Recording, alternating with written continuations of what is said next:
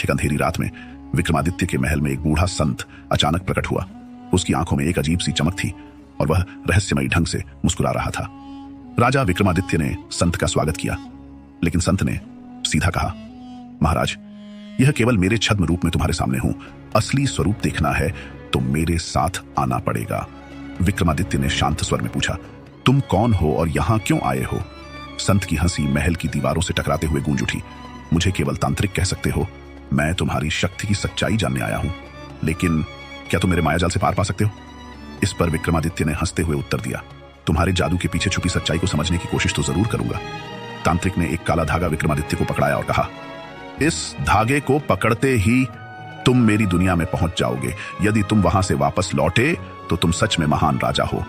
विक्रमादित्य ने धागा पकड़ा और अचानक चारों ओर एक घना अंधकार छा गया। अगले पल विक्रमादित्य ने खुद को एक अनजाने जंगल में पाया। वहां सैकड़ों आवाजें गूंज रही थीं, मानो चारों ओर परछाइयां जिंदा हो उठी हों। तभी एक रहस्यमयी आवाज ने विक्रमादित्य को चौंका दिया, राजा विक्रमादित्य, क्या तुम जानते हो कि यह केवल शुरुआत है? विक्रमादित्य ने आत्मविश्वास से उत्तर दिया, शुरुआत हो या अंत, सत्य का सामना मैं जरूर करूंगा। पर तभी जंगल में से एक परछाई विक्रमादित्य की ओर बढ़ी और ठहाके लगाते हुए बोली, राजा, क्या तुम इस जंगल से बाहर निकलने का रास्ता जानते हो, या मेरी शक्तियां तुम्हें भी यहीं बंद कर देंगी? विक्रमादित्य ने उस परछाई की ओर नजरें उठाईं, जो धीरे धीरे घने कोहरे से बाहर निकल रही थी। उसकी आकृति धुंधली और डरावनी थी और उसकी हंसी का शोर पूरे जंगल में गूंज रहा था।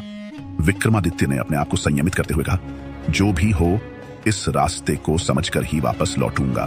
परछाई ने धीरे से कहा, अच्छा, तो चलो देखते हैं तुम्हारी ताकत और बुद्धिमानी कितनी है। इस जंगल से बाहर निकलने के लिए तुम्हें 3 सवालों के जवाब देने होंगे। अगर एक भी गलत जवाब दिया तो तुम हमेशा के लिए इसी जंगल में खो जाओगे। विक्रमादित्य ने आंखें बंद कर अपनी आत्मशक्ति को मजबूत किया और फिर बोला, पूछो, मैं तैयार हूं। परछाई ने अपना पहला सवाल पूछा, वह क्या है जो हमेशा चलता है, कभी रुकता नहीं, पर किसी को दिखाई नहीं देता?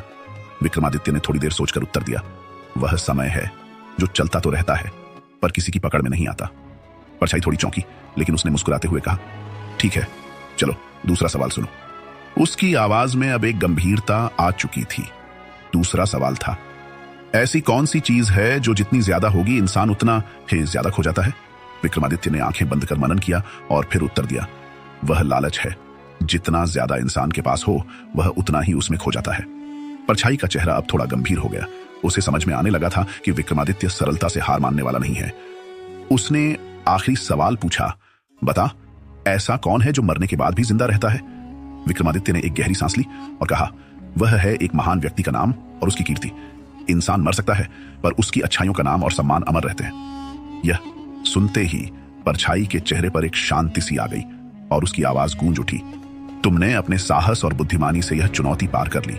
राजा विक्रमादित्य, तुम सच में महान हो। जंगल का अंधेरा धीरे धीरे खत्म होने लगा और विक्रमादित्य ने खुद को वापस अपने महल के दरबार में पाया। वहां एक गहरा सन्नाटा था, मानो कुछ हुआ ही ना हो। लेकिन विक्रमादित्य के मन में उस तांत्रिक और उसकी रहस्यमयी दुनिया की छवि हमेशा के लिए बस गई।